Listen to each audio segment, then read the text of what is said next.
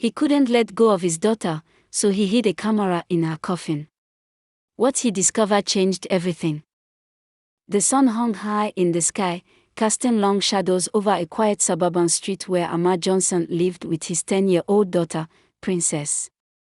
Their neighborhood was ordinary modest homes with white picket fences, trimmed lawns, and neighbors who smiled but never looked too deeply into each other's lives. For Amaka, Princess wasn't just his daughter, she was his world. Ever since her mother walked out on them years ago, Princess had been the light that kept him going. That morning, their lives felt as normal as ever.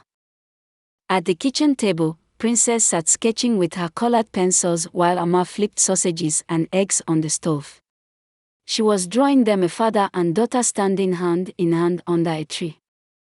"Make sure you get my muscles right," Amaka teased, flexing his arm as he set her plate down. Princess giggled, holding up her half-finished drawing. "You're the strongest dad in the world," she declared with a grin that lit up the room. Amaka kissed the top of her head, smiling. "Don't you forget it."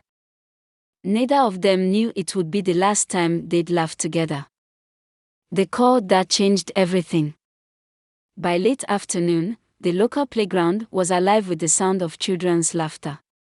Princess had begged Amaka to let her go, and though he had a mountain of paperwork to tackle for the auto shop he worked at, he relented. He spent the afternoon glancing at the clock, unable to shake an odd sense of unease. Then, the phone rang. Before Amaka even picked up, his heart sank. The voice on the other end was calm but clipped. "Mr. Johnson. This is Officer Reese. We need you to come to Memorial Hospital immediately. It's about your daughter." The drive to the hospital was a blur. Amaka's hands gripped the steering wheel so tightly they ached, but his mind refused to process what was happening. The waiting room smelled of antiseptic and despair. When the doctor finally emerged, her words were clinical, but they cut through Amaka like a blade. "We did everything we could. I'm so sorry. Princess is gone." The official explanation was cold comfort. Princess had fallen from the jungle gym and hit her head, a tragic accident. But even as they spoke, Amaka's mind refused to accept it. His world crumbled in an instant. Doubts began to surface. The funeral came too quickly, leaving Amaka no time to process his grief. Friends and neighbors offered their condolences, but their words felt hollow. Princess's tiny white coffin, trimmed with gold, looked out of place among the grey headstones. As Amaka leaned over to say his final goodbye, unease washed over him. Her face was pale but peaceful, as if she were merely asleep. Yet there were bruises on her arms and legs, marks that hadn't been mentioned in the autopsy report. And then there was the dirt. Tiny specks of soil clung beneath her fingernails. Amaka turned to his sister, Clara, who had flown in from Atlanta for the funeral. "She didn't have this dirt before," he whispered, his voice trembling. "Why would there be dirt under her nails?" Clara looked uncomfortable, glancing at the funeral workers. "You're exhausted," she said gently. "You've been through so much. Let's just let her go." But Amaka couldn't let go. The hidden camera. That night, Amaka lay in bed, staring at the ceiling. The bruises, the dirt, the funeral workers' hushed laughter, all of it swirled in his mind. He couldn't shake the feeling that something was deeply wrong. Desperate for answers, Amaka made a decision most would consider unthinkable. The next day, under the cover of early morning, he returned to the cemetery and installed a tiny hidden camera inside Princess's coffin. It was a desperate act born of grief and suspicion. Amaka needed to know the truth, no matter how painful it might be. For 3 days, he avoided the footage, terrified of what he might find.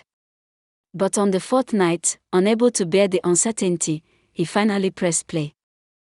What Amaka saw on that tape would shatter everything he thought he knew and change his life forever. He installed a camera in his daughter's coffin, and what he discovered will haunt you forever. By dawn, Amar's grief had turned into determination. He couldn't let the unanswered questions about his daughter's death fester any longer. The bruises, the dirt under her fingernails, the rushed explanations, none of it sat right. That morning, Amar drove to an electronics store and purchased a small hidden camera. The clerk gave him a questioning look, but Amar wasn't in the mood for small talk. He paid, left, and headed home with one singular goal: to uncover the truth. Back at home, Amar carefully disassembled the lining of Princess's coffin. His hands trembled as he tucked the camera inside, positioning it to capture every angle of the interior. It felt wrong, invasive even, but his gut told him this wasn't just a tragic accident. He needed answers. Later that day, Clara, his younger sister, stopped by to check on him. When Amar told her what he'd done, her eyes widened in shock. "You what? You put a camera in her coffin?" Clara's voice rose, equal parts disbelief and worry. "Amar, you're spiraling." "What if I'm not?" Amar shot back, his voice sharp. "What if something happened, and no one cared enough to look closer? What if they just wrote her off because we're black?" Clara's expression softened, but her hesitation was clear. "And what if you're wrong? What then?" Amar's voice dropped to a whisper. "Then I'll live with that. But at least I know I didn't give up on her." The first night. That night, Amar sat in front of his computer, staring at the live feed from the camera. The screen showed nothing but darkness, the sealed interior of Princess's coffin. Hours passed, and nothing happened. He told himself he was being paranoid, that he should turn it off and grieve like everyone kept telling him to. But just as the clock struck midnight, something shifted. A faint flicker of movement appeared on the screen. Amar leaned closer, his heart pounding in his chest. At first, he thought it was a glitch, cheap equipment malfunctioning. But then he heard it. A faint scraping sound. Amar's stomach turned. He rewound the footage, dragging the timeline back with trembling hands. There it was again, movement, subtle and deliberate, followed by that unmistakable scraping noise. His rational mind fought back. "It's nothing," he told himself. "Maybe it's just the camera picking up interference. Or an animal somehow got into the coffin." But none of it made sense. This was inside the coffin. Amar's hands shook as he hit play again. This time, he plugged in headphones and cranked the volume, determined to hear every detail. That's when he heard the voices. The voices in the dark. At first, they were faint murmurs, barely audible. But as Amar adjusted the volume, the voices grew clearer. "Quick! They won't even notice." Amar froze, his breath catching in his throat. He rewound the recording, his heart pounding in his ears. This time, the voices were unmistakable. "Don't make it harder than it has to be. Just get it done. What's the point? They'll never check." The voices were calm, almost indifferent, as though discussing something routine. But the words struck Amar like a hammer. They weren't just talking, they were talking about Princess. Amar shot up from his chair, pacing the room as panic surged through him. His mind raced. Someone had tampered with Princess's body. This wasn't an accident. The evidence.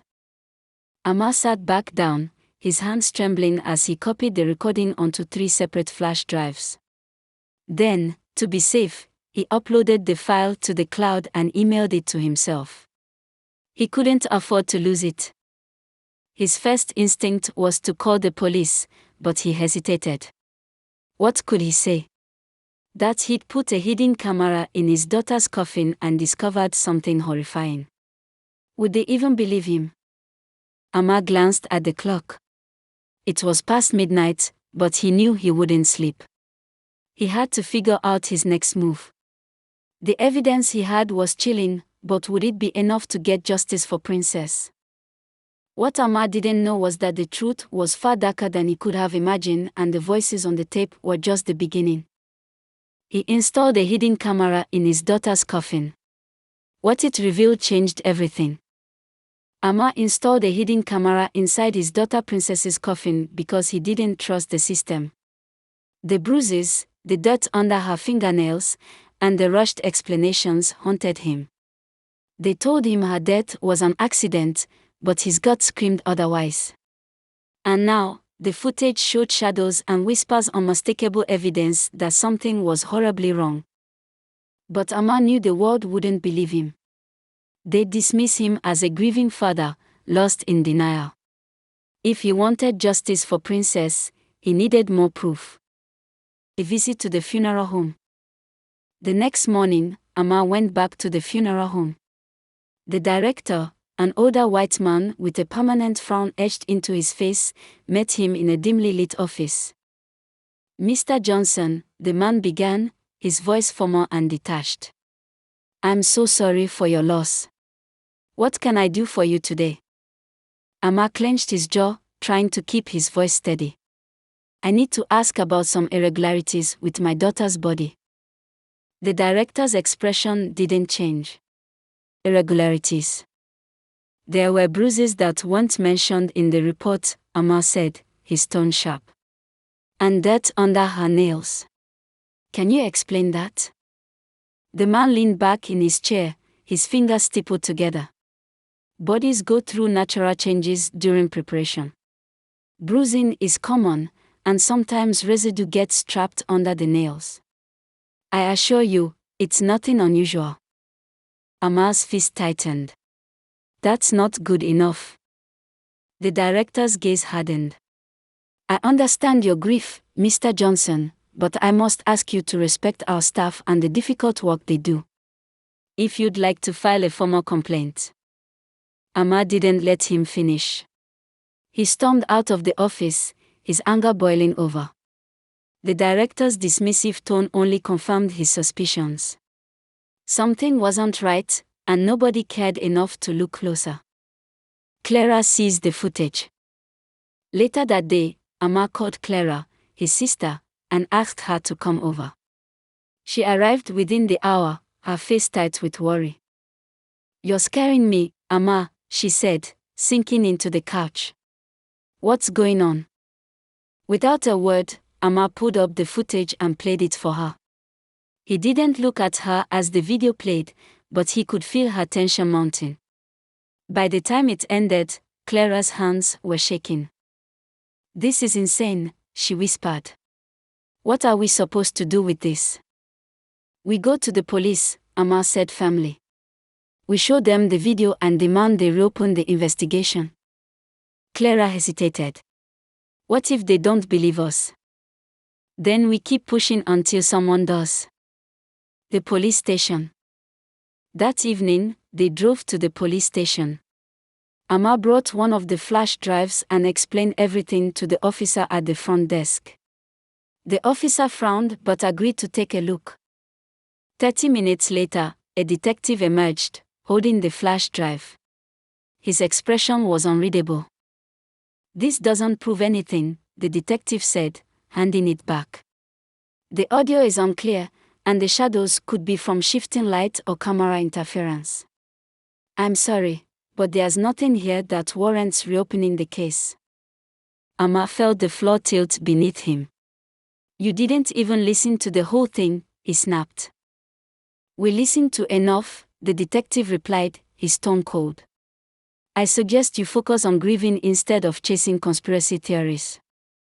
Amar stormed out of the station, his anger simmering just beneath the surface. Clara tried to console him, but her words barely registered. The police weren't going to help. If Amar wanted answers, he'd have to find them himself. A plan forms. That night, Amar sat in the dark, the glow of his computer screen illuminating his face. The footage played on a loop, and the voices haunted him. "Don't make it harder than it has to be. Just get it done. They'll never check." He replayed those words over and over until they were all he could hear. The detectives' dismissal had only fueled his determination. They wanted him to let it go, to grieve quietly and move on. But he couldn't. He wouldn't. Princess's face filled his thoughts, her wide smile, her contagious laughter, the way she used to tease him about his cooking. She deserved better than this. By morning, Amma had a plan. Going public. He called Clara and asked her to come over again. She arrived, her eyes filled with concern. "They won't help us," Amma said, pacing the living room. "The cops won't even look at the evidence. So, we are going to find someone who will." Clara raised an eyebrow. "Who exactly?" "Everyone we've talked to so far has written this off as paranoia." Amma stopped pacing and turned to her. "The media," he said finally. "We go public. If we can't get answers the right way, we force their hand." To be continued.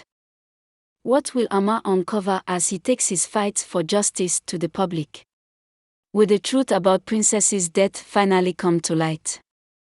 Stay tuned for the next chapter in this gripping story. Don't forget to like, comment, and subscribe so you don't miss what happens next.